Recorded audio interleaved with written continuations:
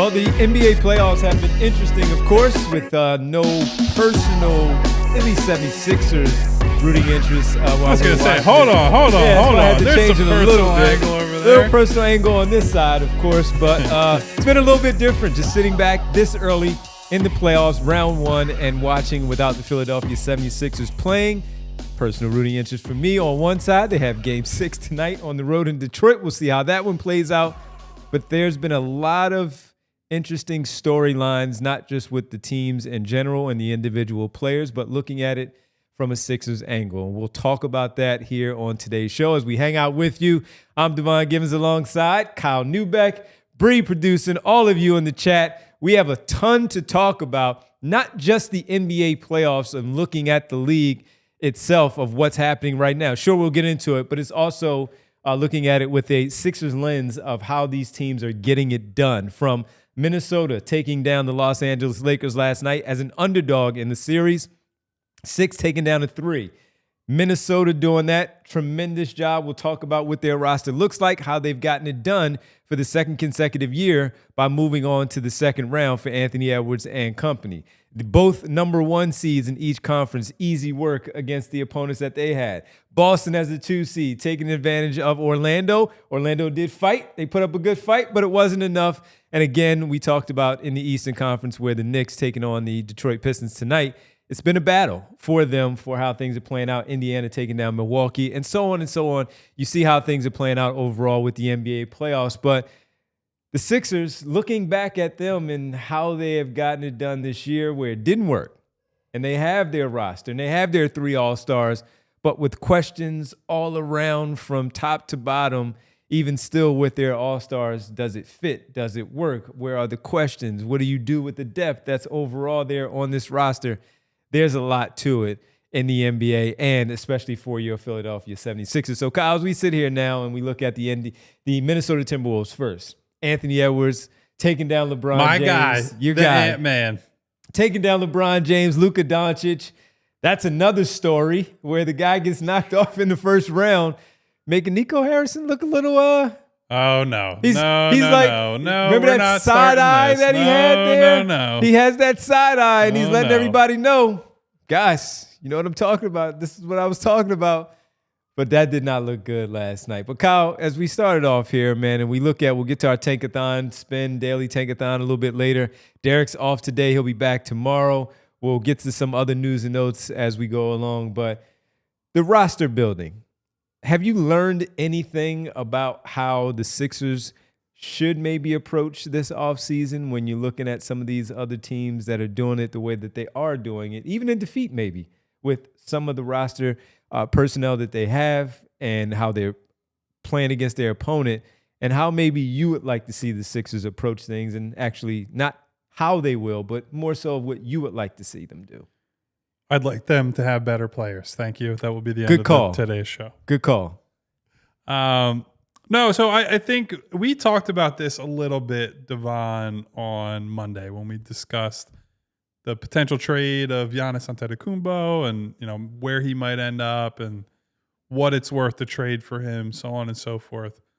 I think the NBA is increasingly moving into a depth period. And what I mean by that is historically, and even within the last 15 years, right? If you had the best 2-3 players in a series, that was almost always the most decisive factor. We can talk about random shooting outbursts. We can talk about injuries and all the other factors that go into a playoff series. But generally, conventional wisdom is you have the best player, people are going to pick you in a series.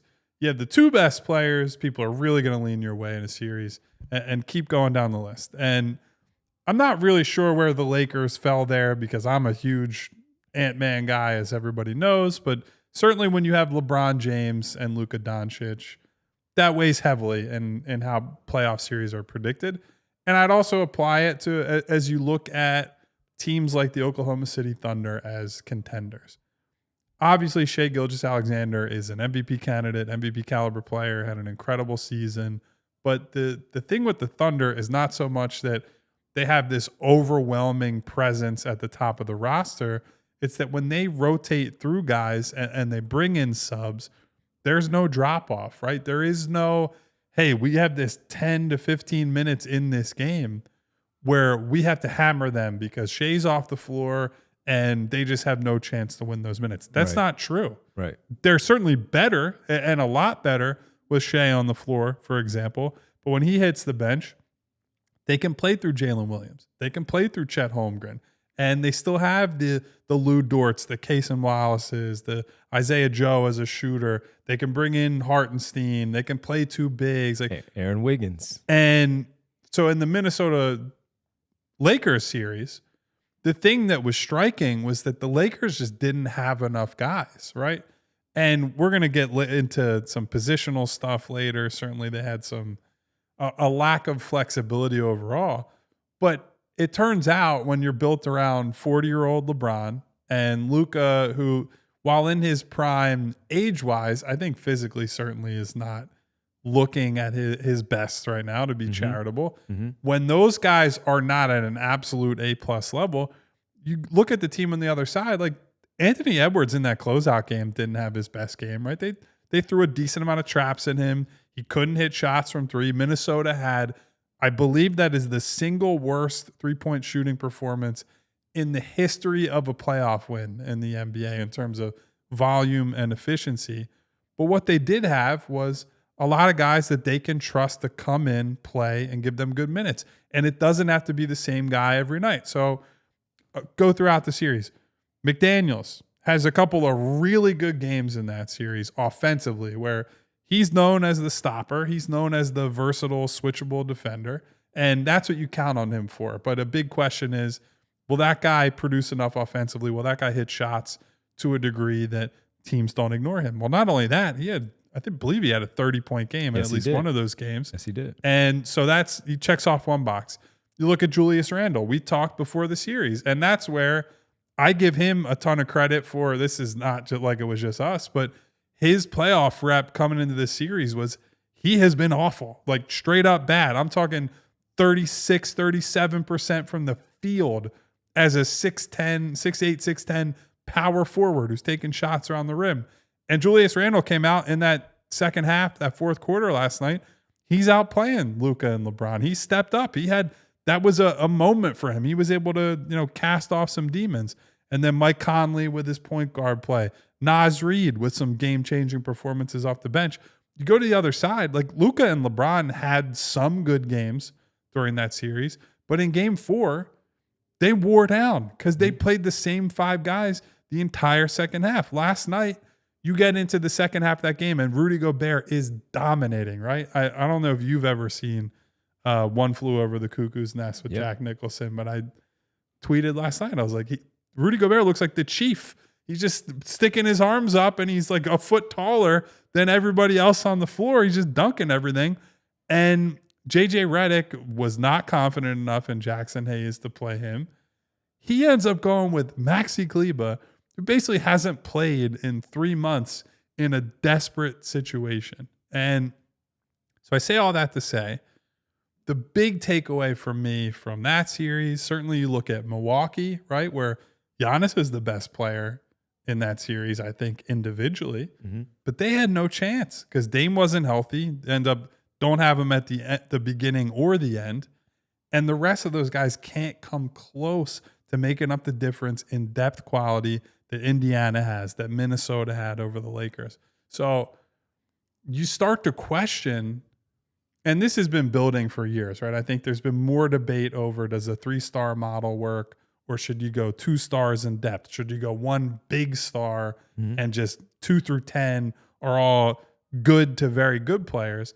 I think we're seeing growing evidence for that. Now, whether you win a title that way is another story, but to get out of round 1, round 2, make it to the conference finals, depth is more important than I think it has ever been. And with Chris Finch, what he did in this series in general, he hasn't really gone past 8. He's gone with Nickeil Alexander-Walker, Dante DiVincenzo, and Naz Reid as his 3 guys coming off the bench.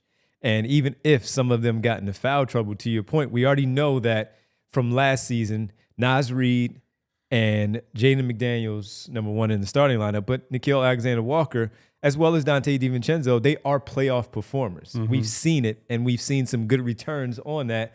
Dante DiVincenzo, of course, in the past, certainly with the Knicks last season and this year. Naz Reid and Nickeil Alexander-Walker, plus Jaden McDaniels last year as well. And we've seen Rudy Gobert in the playoffs from his Utah days and Minnesota for a very long time. We just hadn't seen him that dominant in a closeout situation where, as you mentioned, Anthony Edwards is struggling, and he's just out there dominating, Chief, as you call him, for what he did. And by the way, credit to Rudy Gobert, who, including from me, takes a lot of grief. But he went out there and took advantage of that lineup situation. Yeah, he made the Lakers look silly and it made Jackson Hayes look even worse than he already was with the reputation, because he is playing the way that he is, and you can't even get off the bench. And then Maxi Kleber gets his number called after having a 24-minute run for 5 players the game before where you lost. That's a real indictment on Jackson Hayes and what they think about you. But I give Rudy Gobert credit for what he did, playing within himself, where he's played himself off the floor in previous years because of not being able to adjust and do the things that the coaches has asked. I thought one thing that really stood out was, even though whether it was rebounding or the passes being thrown into him in the interior, he kept the ball high every time, never brought it down, and allowed the ball to be swiped at and made into a loose ball or a turnover and go in the opposite way. So you give him credit for that with how he played. But it's just that the versatility that they have with their lineup that we'll get into with the personnel and how it goes. And again, making you think of, well, how did the Sixers beat this kind of team? Mm-hmm. How did the Sixers beat the Cleveland Cavaliers or the Milwaukee Bucks or the Detroit Pistons in a playoff scenario where you have to be able to have the personnel to shift and adjust to what's happening in the game in the moment, and then also have the players who are willing to adjust their games, maybe in a lesser role for that particular game or that particular series where it doesn't hurt them, it helps them. Because, Kyle, you know what? They might not play as much in round 1, but round 2, they might be even more of a factor because of the personnel that you're playing against, where you then start in that round 2 series versus not getting that play in the first round. So that's where you saw with the Minnesota Timberwolves. You say about the Oklahoma City Thunder and what they've done. And you can even look at some of the ones that are still playing, which we'll get to, of how these teams right now have so much depth, so much personnel, so much unselfishness too. Where you have to advance and you have to see some unselfishness there, even from your star player. Oh, accidental ring. Enough to ring the bell. Dang. Accidental ring, but it was an important point that it deserved the bell ring, because that's where you do get into the star player in Joel Embiid and his willingness to accept a secondary role, in a sense, to have the game won or the series won, to have James Harden in the past, Tyrese Maxey win a series knowing that you weren't necessarily, let's say, one of the 3 stars to take from hockey a little bit, but one of the 3 stars that we talk about, because the others were getting it done, and that's how it happens in the postseason. I've said it many a times in the past, said it while we've been together for this year plus here on the show. Your stars are going to win you 2 games. Your superstar is going to win you 2 games. Can your star not role player, but can your second star, Jalen Williams in that sense, or James Harden, Tyrese Maxey here, can that second star win you one? And can you get those role guys, Rudy Gobert, Jaden McDaniels, Naz Reid, to help you win a basketball game, to win a series in a 7-game series to get you a 4? And that's what you saw, man. You saw it with the Oklahoma City Thunder. You saw it with the Minnesota Timberwolves tonight, where Anthony Edwards did not have it last night, but they got it done because of what you saw from Julius Randle as that second All-Star, and then Rudy Gobert stepping up in a big way where the coach trusted him, his teammates trusted him. Kyle, how many times will we watch Rudy Gobert where he's wide open and they're afraid to give him the pass because of what they're afraid he's going to do with the ball? They weren't afraid last night to give him that basketball because the production was there from him in that closeout game. Listen, again, even Shaq was making fake vomiting noises on the show at halftime last night. Like, Rudy Gobert is dominant out there. Even his biggest critic and hater had to go out there and say, "Yep, boy, what an effort from Rudy." But I mentioned it a little bit in our playoff preview and still glossed over it to pick the Lakers. But the Wolves in the second half of the season had really started to figure some things out. That Randall, for that first 3-4 months or maybe not that long, 2-3 months of the year, very clunky fit. Yes, he was. Dante was not playing all that well. They hadn't figured out the rotation and the scheme, the style, all that. And it circles back to something I've said many times as we discuss trade deadline and moves that can be made. It's hard at the deadline to reconfigure your team in a meaningful way and then show up day one of the playoffs ready to play against these high-level teams, right? Like the Lakers made the best possible version of a franchise-altering move that you could probably make, right? Like you get Luka Doncic and you have this guy on your team for presumably the next 5 to 10 years. He's 26 years old, long runway in front of him, and you get to pair him with LeBron James in the short term. But unfortunately, the downstream effect of that is, okay, well, now you have no starting big man, right? You have no starting caliber big man at that. The move that they make to trade potentially for Mark Williams falls apart because of a failed physical. Devon, I would love to know what they saw on that physical because, boy, I'm not even a big Mark Williams believer for various reasons, but they desperately needed a player in that mold, if not him, then somebody at least in the, once he got general back to Charlotte, vicinity. he played. So I would love to know exactly what they saw on that physical because it has been clear for a while that they have needed a big man. And I think that's probably going to be the defining story of the Lakers offseason. It will be Austin Reeves had a really bad playoff series. They need a big man. What can we go out and get? Like I said on our mock draft the other day, I think some Austin Reeves for like a Nick Claxton type guy trades will be on the table this summer for those two teams. But gotta love Ant-Man. At the end of the day, like one of the big, honestly, if we're talking about major takeaways, Ant is over the last couple of playoff runs now. Father Time has been fought off by some of these big name stars. LeBron, Steph Curry, Kevin Durant. Yep. They're like the vanguard of that era of basketball. Ant has beaten LeBron and Kevin Durant and beat their ass, frankly, in back-to-back years in the first round, right? Like this guy is now establishing himself as this is the next generation, right? Like this is the guy. It's him. It's Jason Tatum. It's Shai Gilgeous-Alexander. There's like this inner circle of 24 to 28 or so players that's like now is their time. And so even if you're a guy like, Jokic is 30, I believe, right? 30, 31. Giannis is 30 going on 31. Like those guys are certainly still in their prime, capable of winning. Jokic has been incredible and they look like they're about to close that series out. We'll probably get to that at some point. But if you're one of those guys, you're looking back and saying, those young guys, those young stars that were not that far or seemed far behind me not that long ago, they're either neck and neck with you or they're getting ready to claim the next few years as their own. So always got to be fearful of the up and coming young stars. And Cade Cunningham is another one. Like scaring the hell out of us right now. Don't know what's going to happen in that series, but first opportunity to play in the playoffs, and he's already had a couple of really good performances. They get a home game in Detroit tonight, Game 6. You get it to Game 7, you don't know what will happen. I love and you've seen it firsthand, Devon. I love the fight that young Pistons team has shown between Duran talking trash to Brunson, calling him a flopper, Cade taking big shots and making big plays. Like it's really exciting, man. Yeah. I'm enjoying this first round of the playoffs a lot. Anthony Edwards also knocking down Nikola Jokic and Denver Nuggets last year on the way to the conference finals before Luka Doncic. Proud of my guy, man. And the Dallas Mavericks proud of my beat guy. them. By the way, we picked the Lakers in this series.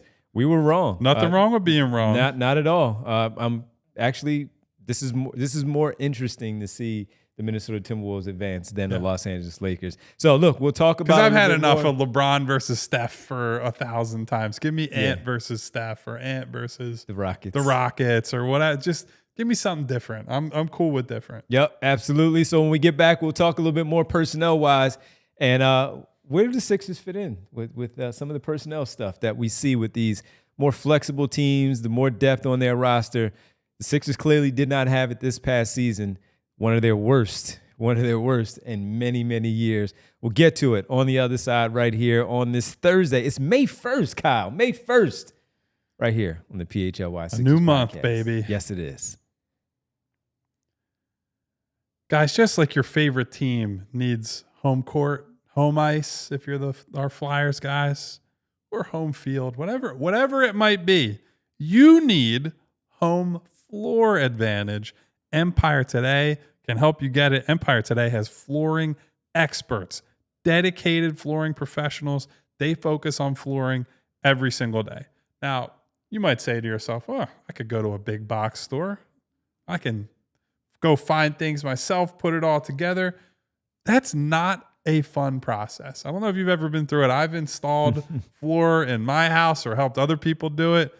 Just to even start that process, you wander the aisles.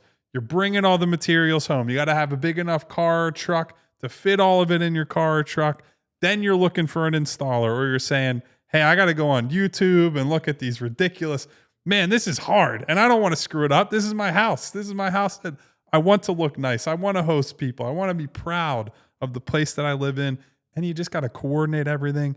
Empire eliminates all of that. The big box stores may have a flooring department, but the person helping you, yesterday, they're working on sinks.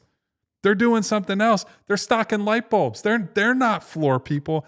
Empire Today is all floor people all the time. They live and breathe floors. Maybe I wouldn't recommend breathing floors. That sounds a little unhealthy. But they live floors. This is what they do. They're the experts. And they bring the showroom right to your home. You can pick the right flooring and the right colors for your space. You can see how it looks with your furniture, not with the walls of a store, but with your furniture and your house. It's just wonderful, wonderful convenience. You get all the measurements and you get clear, upfront, inclusive pricing. You can schedule installation as soon as the next day. So schedule a free in-home estimate today, because some things are just better at home. PHLY listeners receive a $350 discount when using the promo code PHLY. You heard that right. A $350 discount with the code PHLY. Restrictions apply. Visit EmpireToday.com/PHLY for full details. And I want to tell you about Rothman Orthopedics, my folks, to make sure that you're able to get around. Like I said, it's May 1st. Getting a little more active with what you're doing. If you were watching some of the playoffs and you saw Luka with the back issue after a fall to the floor and he's worried about that lower back, well, you don't have to be an NBA player or a professional athlete to deal with the back injury. That could just simply be something that happens from your running, from your sitting at your work, whatever it may be. You don't want to have to continue to deal with that back pain. Well, we've all been there trying to push through that injury or that nagging pain, but it's just not getting any better. And that's why I trust, and so should you, Rothman Orthopedics. Running, golfing, playing with the grandkids, sitting at your chair, your desk, the way you're leaning over, or maybe just the wrong turn. Rothman's experts specialize in treating all type of issues that you might have. Musculoskeletal issues. They're focused on high quality, compassionate care, with all of that having you feeling better and back to doing what you love. So if the plan's simply slowing you down, right? If the pain is doing all that and you don't want that to be the plan with the pain slowing you down, it's time to take action. Head over to RothmanOrtho.com/PHLY. Schedule your appointment today. Rothman Orthopedics, your mobility is their mission, and patients will find the full spectrum of orthopedic care at Rothman Orthopedics, from diagnosis to discharge. They provide their patients with every service and procedure necessary, such as x-rays, orthotics and bracing, MRIs, and PT, and so much more. And that's at Rothman Orthopedics. For more information, visit RothmanOrtho.com/landing/PHLY. Welcome back to the PHLY Sixers podcast here on the Thursday, May 1st. And we got to tell you, as we get closer and closer to the NBA draft lottery, we have our NBA draft lottery party here at the offices on May 12th. So we're already in May 12th. That's the time to hang out with us here at the studio on that Monday night to see where the 76ers land in the draft order. Will they stay in the top 6? Will they fall out of the top 6, where that pick will then convey over to the Oklahoma City Thunder? We think it's going to stay with the Philadelphia 76ers. The matter is just a matter of where they get it, 1 through 6. What do you believe? Well, we all find out together, and you have to be a member of our diehard community at allphly.com to sign up, because it's a diehard event only. So sign up, become a diehard member right now. Join us that night, which will be that Monday night, May 12th, and you'll see us do our show as well. Quick reaction to what happened. By the way, speaking of the diehard program and the Discord that our members can be participants in, our guy Marcus Blackstock, regular watcher of the show, popped up in the Discord last night. Did he? Got a lot of our regular watchers and viewers, listeners, whatever you'd like to call them, chatters. Nice. Popping up each and every day. Nice. Talk, say hello, talk basketball, Little talk Discord everything work. else on top of that. No Discord work in there. So when you do hang out with us on that night, you get some food, you get some drinks, some pop shot work in there to see where you are on your shooting, and so much more that night as we get to hang out in our tank helmets. We will give away our tank helmets, the 4 that we do have. We'll give away nice those and clean, I promise. on that May 12th night. Yes, it is nice and clean. So the Discord, 20% off events and all merchandise as well. You get a free T-shirt when you do go and sign up. Hang out with us May 12th, draft lottery party right here at our PHLY studios. We also have another event. Get the golf clubs ready. Oh, boy. I will not be getting the golf clubs ready, but I will be there. All right. Well, we'll be there, and I think I might be getting the golf clubs ready. Saturday, June 14th. I know better than to embarrass myself. 2 o'clock, shotgun start, and that is going to be at the Valley Brook Country Club, and Jaws' place is fantastic. We hope that you can come out and hang out with us there as well, because it's going to be a great event. It's the 2nd annual golfing event. And we can actually go this time. We were in Vegas last time. Yes, so they moved it up just for us, so we can go and hang out with everybody for the Liberty Open Golf Tournament. Once again, it's at Valley Brook Country Club, the 2nd annual, there in Blackwood, New Jersey. Join us, the entire PHLY crew, the diehard community, for the golf tournament again in 2025, presented by Xfinity. Look at that. Presented by Xfinity there. So come on and hang out. You get, let me see, the contestants on the course and the post-round raffle with some Philly memorabilia. You get some unlimited draft beer for 2 hours after the round. See, that's what I'm there for. Taste of Philly dinner and post-round ceremony at the Pavilion. I'm calling in the reinforcements for a designated driver so I can enjoy that unlimited draft beer at the golf outing. Limited edition PHLY golf tournament gifts and tee prizes. Bree said they were phenomenal last year with like the Stanley Cup or something and all kinds of stuff. So yeah, sign up. You got to go sign up. Presented by Xfinity. That's all at, once again, allphly.com, and you become a diehard member, and you can join the community, hang out for the golf. All right, Kyle's going to be watching. When it all comes down to it, I might just be watching the golf too, because I'm not that great. But Jack is trying to get me ready. I've told you, my lifetime sport is tennis. Tennis. Not golf. I made my choice. I drew my line in the sand. I made mine too, but it's trying to take it away from me with these injuries. That's why me and Rothman is so cool, because of these injuries. All right, injuries did knock down the 76ers too this season. But it was also, Kyle, too, because they didn't have enough depth and the right pieces behind Embiid, George, Maxey to keep them afloat while they waited for those guys to come back. Hence the 26-win season. That was just a dreadful, dreadful year. When you watch these other teams and you do look at the depth that you mentioned from OKC, Minnesota, and which the Lakers did not have, the 76ers fell in that category too. So when we talk about the team building and looking at the offseason, and we hope the draft falls their way where Cooper Flagg is the number 1 overall pick. But if not, 2 through 6, it would still try to build things out. They just didn't have enough, man. They did not have enough. No. It's hard to overcome your stars falling the way that they did. But then when you don't have enough behind them, you have no shot. Here's another major takeaway from me, Devon, and this has been building for me for years. We talked about it a little bit before the show. I think the too big front court is perhaps back in vogue. And I think teams have largely, I don't want to say ignored bigs for a long time, but I think we've gotten to a point where a lot of people discuss basketball as it's positionless and it's nothing matters as far as like, I don't care if this guy's a 2, a 3, a 4, a 1, a 5. They're all just basketball players. It's all dribbling, passing, and to a certain extent, that's true. Like labels are not necessarily the most important thing. But there's a twofold thing.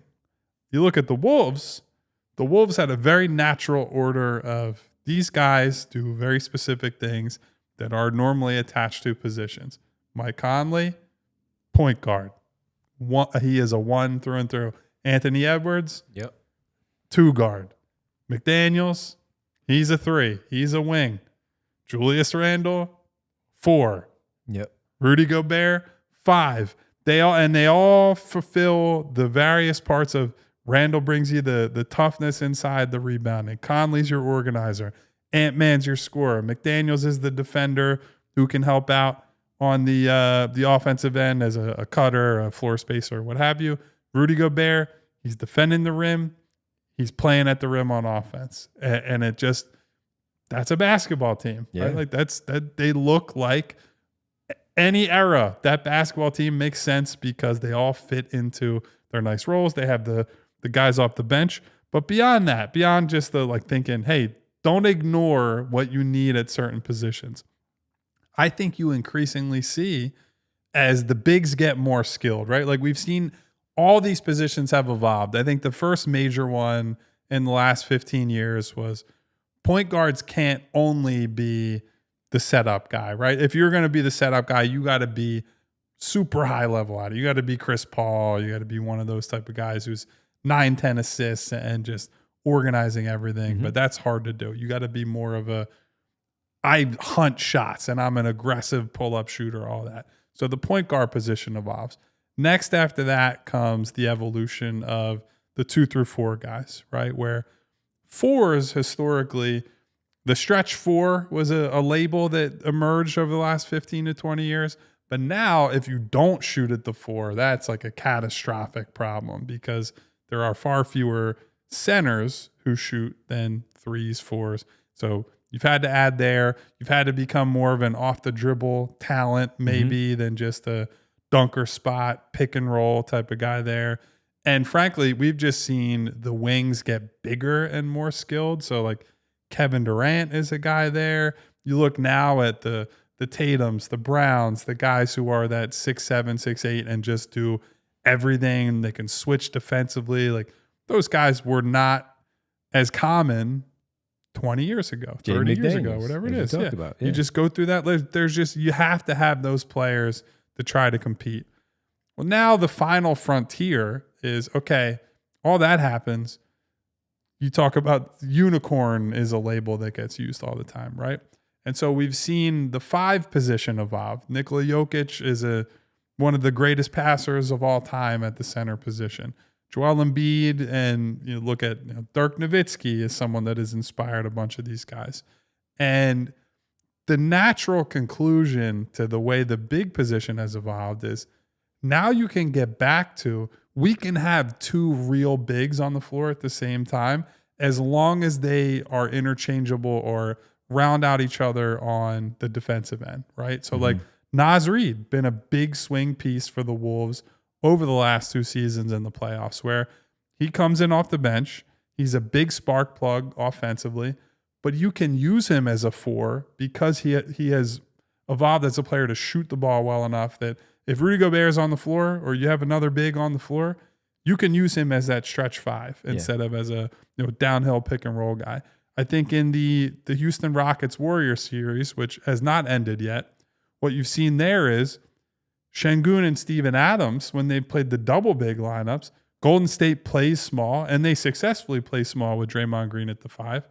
But when Steven Adams is out there, him and Şengün and then Amen Thompson, Tari Eason, they've been able to leverage their rebounding ability to turn, bad offensive possessions, missed shots into we're getting 4 and 5 cracks. Maybe that's an exaggeration, but maybe 3 or 4 cracks at a basket on, a ton of possessions throughout a game. And so the value of what big men do and the ability to play them next to each other because their skills have grown to the point where they're shooters. Now, maybe the Rockets are not the best example there because Şengün is not a floor spacer and Adams is a a true rim guy. Right. But I think as we move into the future, you have to start looking more at, we need bigs on the team that can play together. And I brought up to you before the show, Devon, one of the examples that the Sixers ran into this problem in their recent playoff past is 2019. I think people think of Kawhi and the 4 bounces, and that's kind of the defining memory of that series. One of the biggest changes Toronto made in 2019 is inserting Serge Ibaka into the starting lineup, and you get the athleticism, you get the defense, you get the things they're hoping for there. But Serge hitting threes and making shots, that was what gave them ultimately, you get the defensive cover and you get just enough on offense to make it work. And so I think you can see the next kind of logical step in how teams are going to have to react to the bigger, more skilled players that are coming out. You have to get more of the guys at the top end of the size scale and say, how do we make this work around them? So what you're telling me is Elton Brand was right. It just happened to be 4 years ago. He might have been ahead of the ahead curve. of it, man. And maybe he just had the wrong guys. And like, if you don't have Josh Richardson and you have somebody else and you don't spend $180 million on Tobias Harris, but he wasn't wrong. And you look at Boston, right? Porzingis and Horford. And they have Luke Cornett, who's played an important role for them at times this season. They even have as a deep bench guy. Xavier Tillman is also in that mold, right? He's a decent defensive guy who can also step out and shoot. And so there are just more and more of these players that I think are centers, or at least certainly hybrid front court players that need to learn how to play next to bigs. And you need to, the coaches and the front offices also have to make it a bigger priority I think about it watching the Clippers, I said to you before the show. Ty Lue, I think, is a very good coach and has done some great things in the playoffs, certainly. I think one of his issues, and I think JJ Redick did a little bit of this in the Lakers series, partially because they didn't have better options. Small ball can't be the only response you have. No. Right? Because if you run into a team that can punish small ball or is not susceptible to being beaten by small ball, what's your curveball that you're throwing at the other team? What is it that you're doing? How are you making the other team uncomfortable strictly through lineup choices? And so I think more teams need to think about this as they're building out their rosters, because rebounding is a huge factor in these series. We saw it against the Knicks last year, and that's going to be a factor with the Knicks until they're eliminated from the playoffs. It's just invest in bigs. That's what I'm talking about. And it was something that was brought up in the chat yesterday where we were all talking about, you, Derek, and myself, we were talking about, and someone in the chat had pointed out, we can't rebound. It was actually the day that we did the mock draft. Sorry, so Derek wasn't here. And when we were doing that, of course, we went Knipple. And I think the chatter wanted Queen for that very reason, talking about the Sixers had a problem with rebounding. So when you look at the Cleveland Cavaliers last offseason, I didn't even bring up Cleveland. A lot has changed example. Where Bickerstaff, it didn't work there with that particular team. He made them better, especially Donovan Mitchell being there and helped out. But now Atkinson comes in and it works for whatever Atkinson has adjusted, whatever changes that they made with Allen and Mobley. Mobley's Defensive Player of the Year. One of those guys is probably Mobley going to make an All-NBA team as well. And Mobley's going to make the All-Defensive team because of that. So rebounding between those two guys right there helps immediately.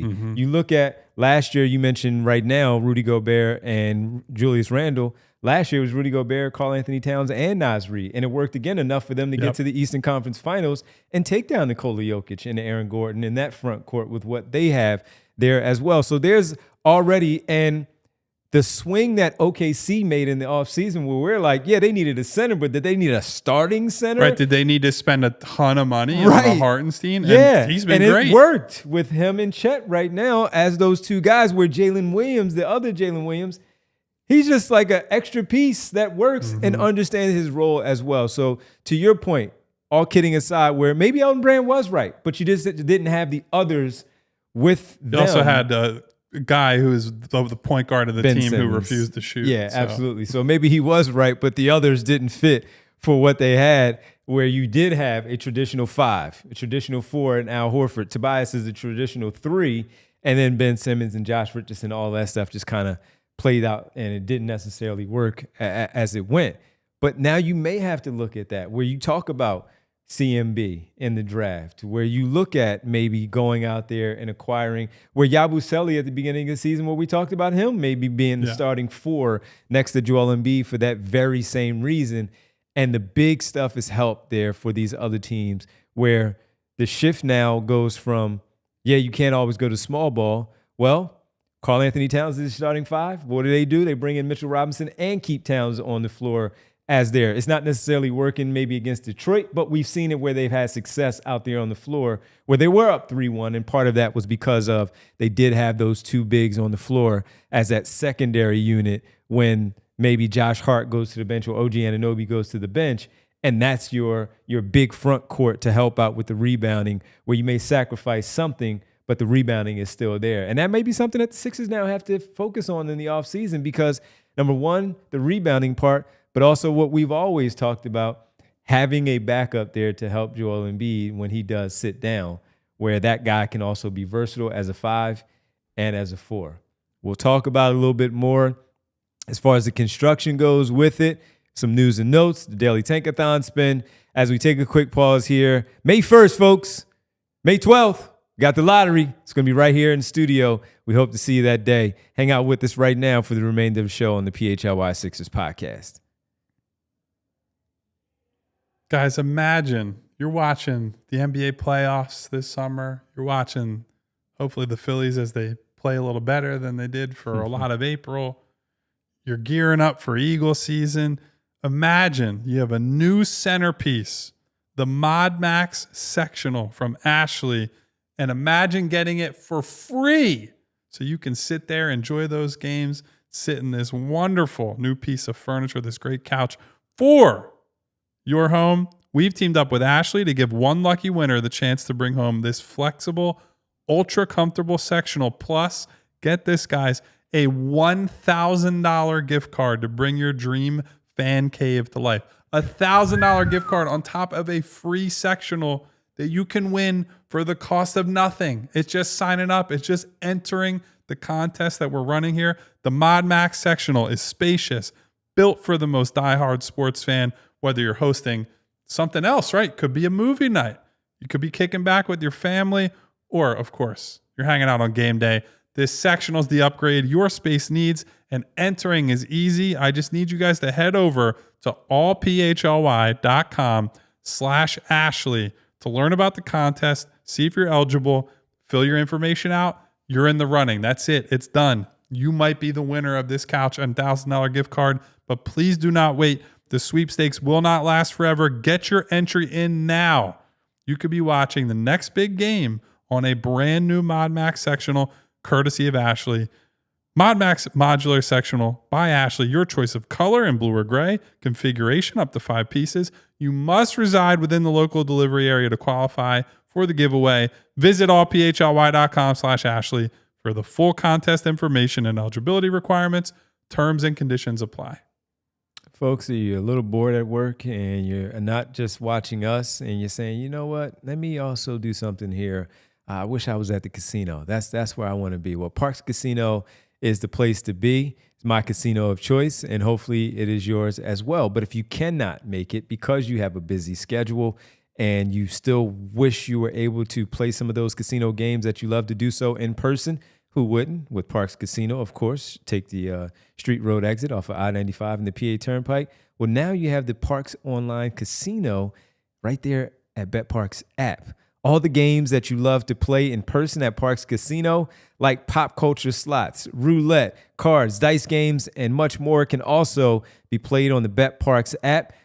Parks Online Casino has the games you love, whether you're at home or on the go. Some downtime, a little lunch, while at work, you just go right to your phone, you download the app, and you get involved with the apps and the games that you absolutely love. So download the BetParks app, create an account today to receive an offer you can't pass up, folks. New users are eligible to receive up to $1,000 back if you are down in the first 24 hours after signing up.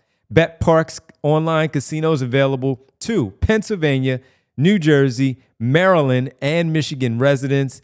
Terms and conditions apply. Parks Casino, this is how you win. Must be 21 and over. Gambling problem? Call 1-800-GAMBLER. All right, welcome back to the PHLY Sixers podcast here on this Thursday. We do have a super chat from our buddy Marcus that you mentioned. Hello, Marcus. Gave you a shout out earlier. I hope you heard it. If Yeah. not, what's up, buddy? A nice donation as well. Thank you, Marcus. Appreciate it.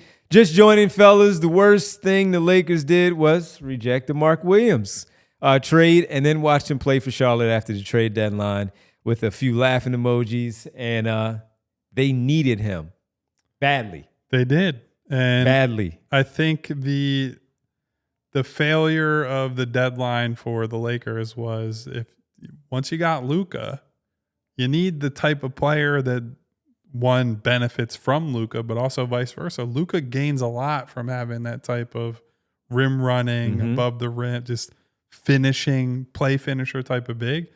They had no options for that, right? So it's number one on their shopping list this summer. How they acquire that player, not exactly sure. Well, Nick Claxton is a nice example of that. A guy who can run rim to rim. He can get up the floor pretty quickly, 94 feet, lob threat, and he will rebound. He will defend the rim. He has all those attributes that fit perfectly with the Luka Doncic style of play, especially when you're trying to take some off of LeBron James's plate. Since he's not getting any younger, as talented as he is, he's still an all-NBA level player, but he's not getting any younger. So you're going to need that help from Marcus Williams. So listen, Marcus, thanks so much. We appreciate it with that super chat that you sent in there. Yeah, Kyle mentioned it and addressed that earlier in the show with the Marcus Williams part and how, I mean, look, there's a difference, man, from Gafford and Derek Lively and Mark Williams, and then you have Jackson Hayes. And it clearly is not good enough to get on the floor with those guys during the playoff run. That's a big yikes, man. That's a big yikes. Big yikes. He's so bad. So bad. So what pops in your head as like you watch this first round of the playoffs and not necessarily that it doesn't have to have changed your mind on anything, but is there anything that's jumped out at you, Devon, that you're like, oh, either that really confirms something you believed about where the league is or is headed, or on the other end, as we're talking about maybe shifts, something that you're like, man, I was not prepared for this, but maybe the Sixers need to get ahead of this in the offseason. It's less of getting ahead of it and just more of understanding that, number one, I overrated what they did last offseason where I thought they did a decent job, Daryl Morey, of addressing the depth issues at the positions, and they just weren't good enough. From you look at Eric Gordon on down the line to Caleb Martin, with all due respect. He was good at spurts and moments, and we'll remember the Boston game where he flashed back like he always does when he see that green and white.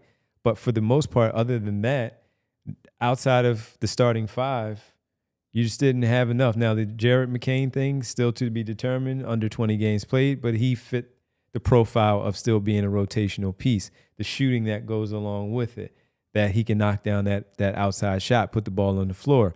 But I overvalued or gave too much credit to Daryl Morey for the moves that he made, including the Andre Drummond signing last offseason. Where 100%. That has to be addressed this year, where, Kyle, they also pointed it out. We have to get younger, we have to get more athletic, and we have to get longer when it comes to the players that they address.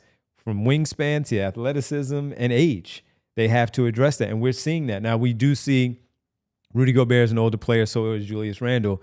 But when you start to incorporate, and Mike Conley also, but when you bring off the bench Alexander Walker, who's a young vet. Same thing with Dante DiVincenzo, young vet. Naz Reid, technically still a young vet.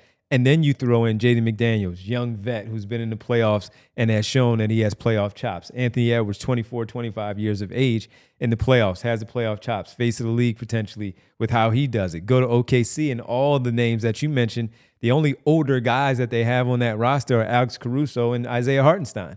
Everybody else is young. That's where they have seen it, and they pointed it out in their exit interviews that they need to do that. So if anything, it's just more... It's confirmation. It's confirmation and highlighting exactly what they said that they need to do Yeah. and get younger and more athletic this offseason. Hopefully it starts with the NBA draft and winning that and getting to stay in the lottery in the top 6. Maybe it's Cooper Flagg. Maybe it's one of the other 5 players that we talk about in that top 6. And also, Kyle, if they do not move that 35th overall pick, that's not nothing in the second round, where that is a player that you can – he may not be ready in year those one. second-round picks now, it's funny too, right? In the last 10 years. They've always been important as a back-end first-round pick. In the last 10 years, though, I think you've really seen a shift in how people think about them. Because I remember when Hinkie was in charge of the Sixers, and they're making a lot of these transactions, and it's like, yeah, they're picking up a second here and a couple seconds there. And a lot of the sentiment was, the hell is this guy doing? Like, who cares about a second-round pick? That guy will never play. And that's the public reaction. And it's not quite that bad at the NBA level at that time. But there's still a little bit of dismissiveness of, it's a second-round pick. If you hit on it, it's like a lottery ticket. If not, whatever. Yeah. But I think if you look at some of the trades that have been made in recent years, so like he's been injured, so he's out of sight, out of mind. There's the Saddiq Bey trade, for example. He got traded for a handful of second-round picks. And increasingly, that is the price for, if you're getting like a decent role player at the deadline, Buddy Hield for the Sixers last trade deadline, looking at the George Hill trade before that, like a lot of those guys that are the movers at the deadline, they're moving for second-round picks. So whether you're taking that as a currency to get an upgrade for the end of the year, or you're trying to draft and develop guys, the Sixers have a good track record in that department, right? They've turned over a bunch of these decent, if not just outright good role players with second-round picks. But you can absolutely not treat them as just expendable, like, we're going to toss this in a trade for no real reason just because somebody asked for it. You have to protect those, and you have to build out your scouting department in a way that you feel confident you can get guys in that 30 to 40 especially, but even the undrafted guys like Justin Edwards, great example, guy that they got as a undrafted free agent that made an actual impact on this team this year.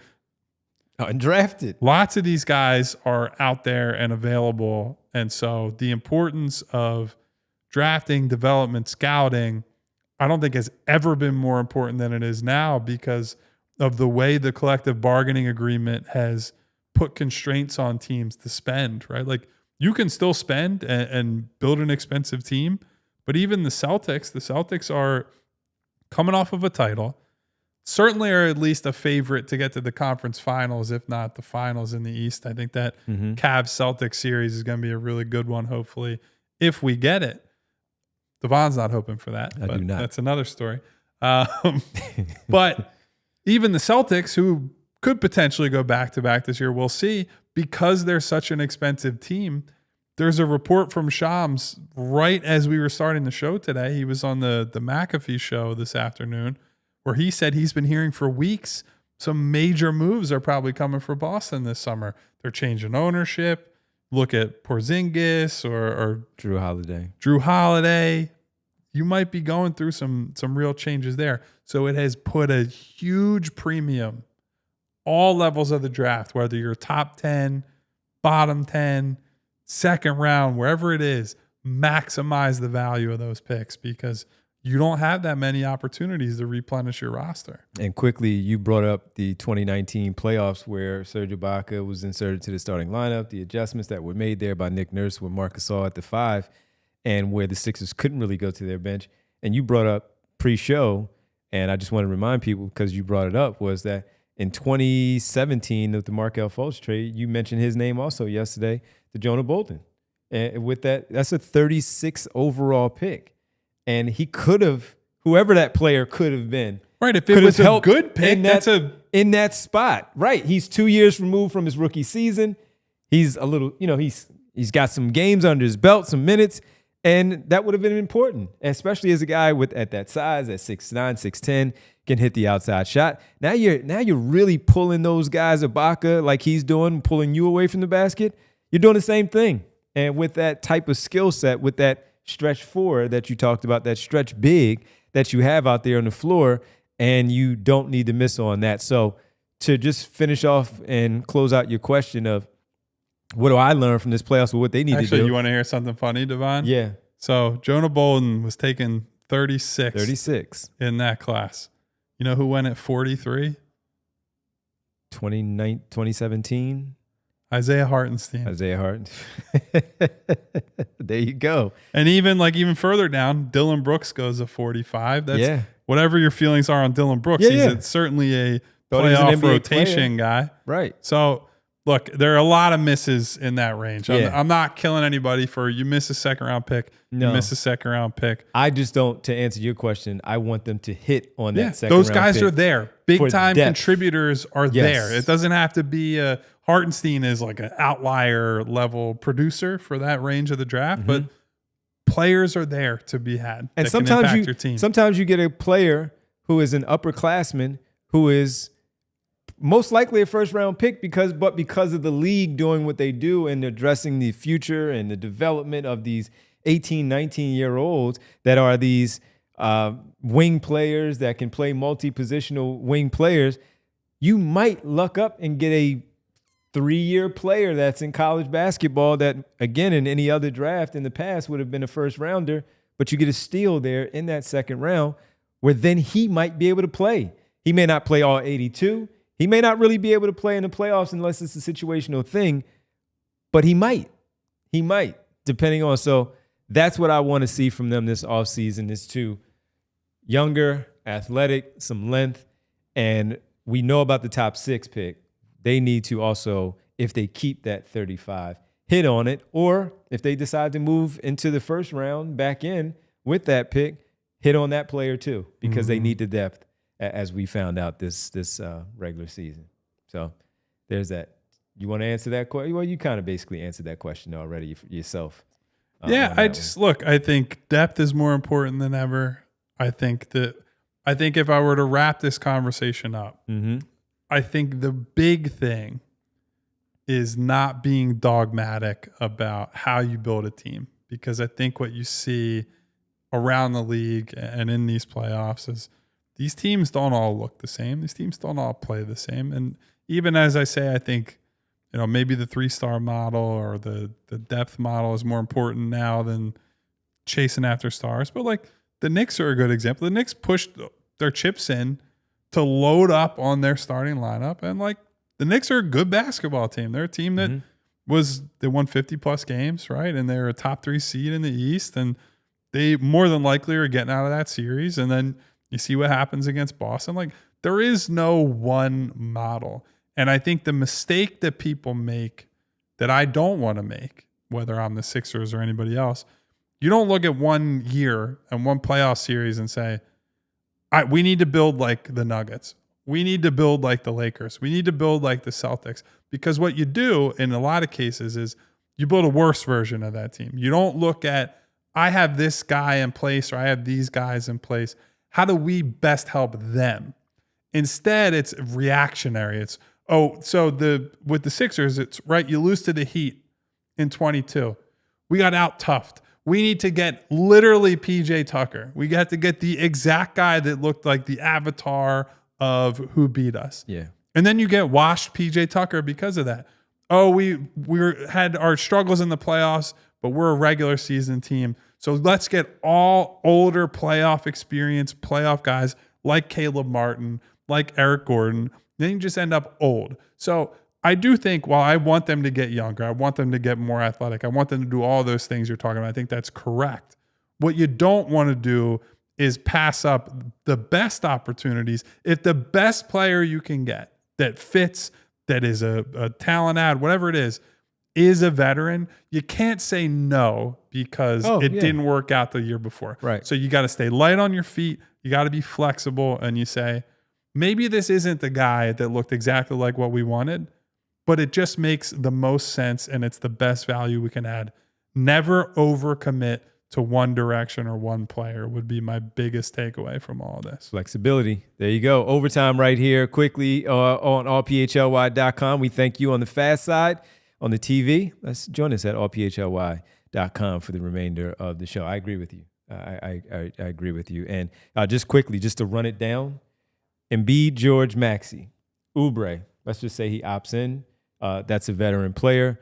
McCain, right there, a young player. Justin Edwards, Adem Bona, that's 7 right there. You include your top 6 pick, maybe your 35th as a second-round pick. Is that okay? On the surface, surface, the names are okay. It's just a matter of what that top 6 guy looks like, who that 35th is. Does Quentin Grimes come back as another piece to throw in there as well?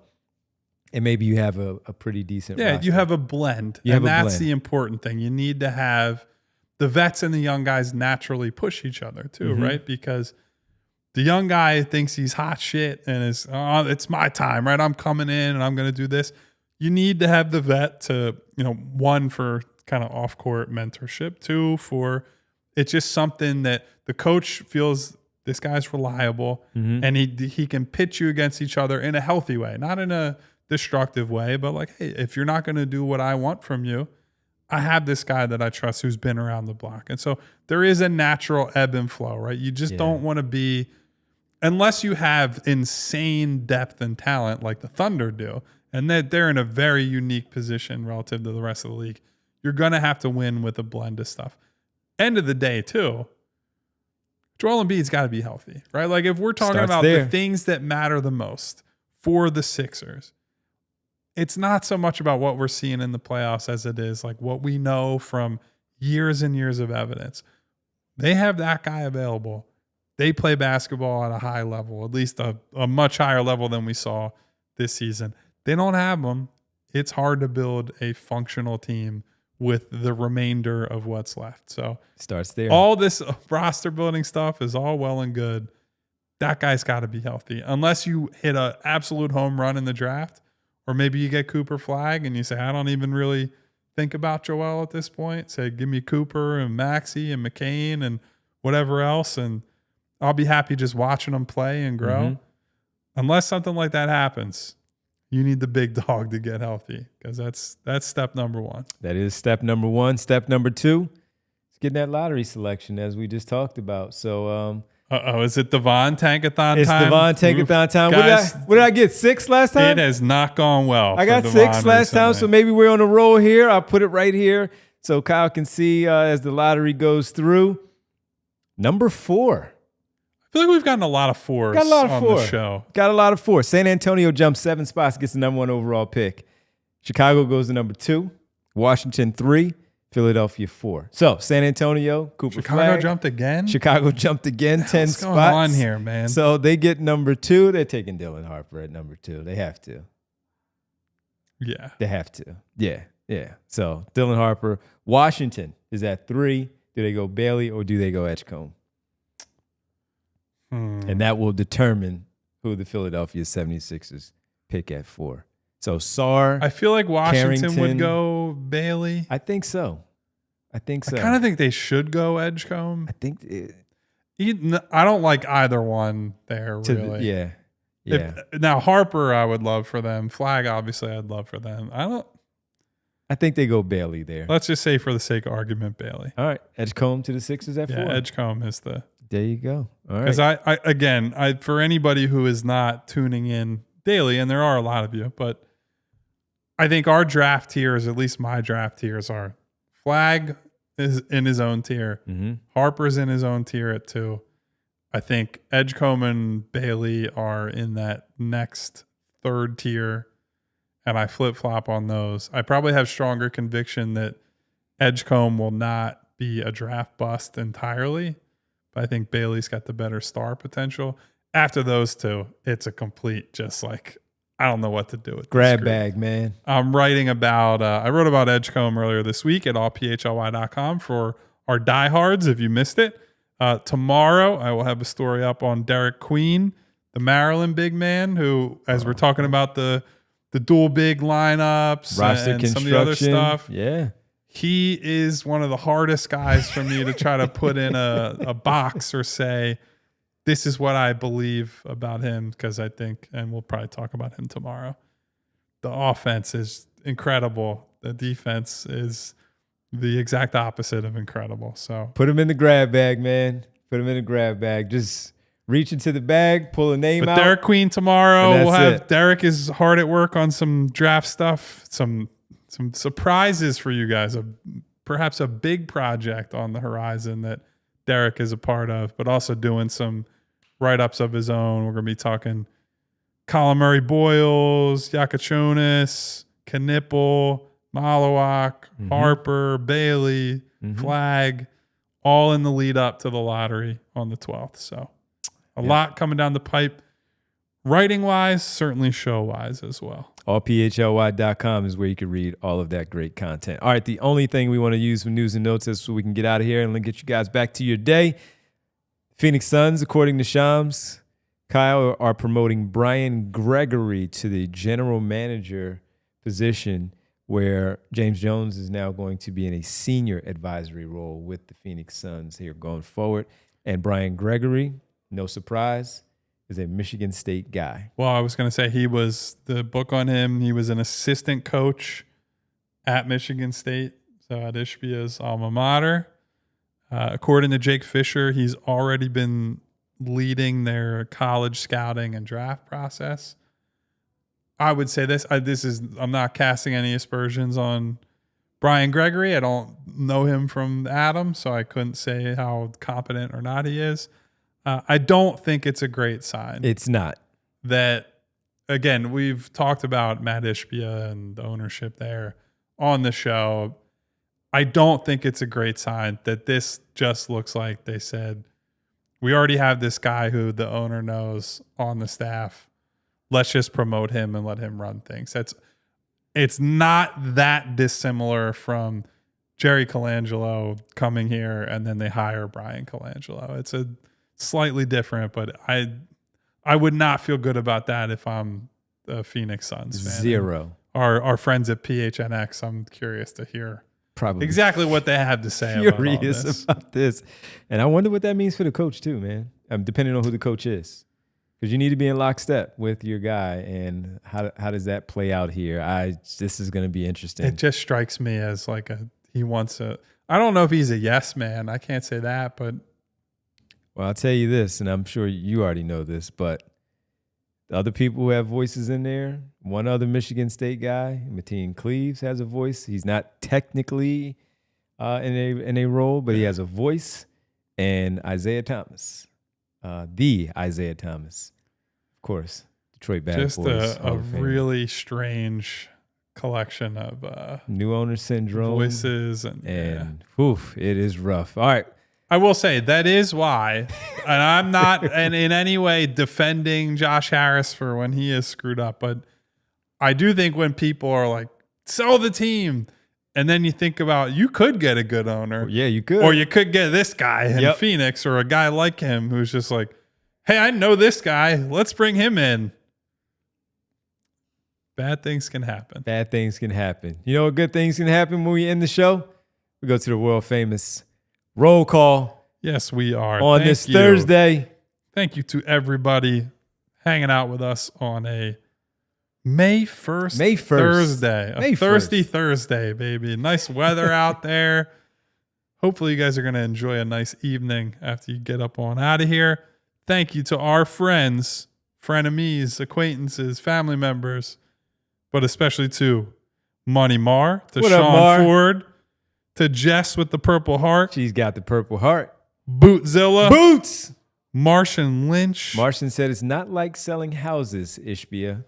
Marcus Blackstock. That's right. the third Marcus mention of the show. Look at that, Marcus. Thank you for the super chat. You put in the time occasionally. Your moment in the PHLY Sixers sun comes. Thank you, Marcus, for being here as always. And for the super chat they gave us today. We got Mello 3 Point. Mello, my man. Provolone John. Yes. Sean Sharp. Got my girl Winona. Hey, Nona. Mary Overfield. Mary. Jeffrey Stewart. What up, Jeff? SB Cole. Igavini. Brian Knight. B Knight.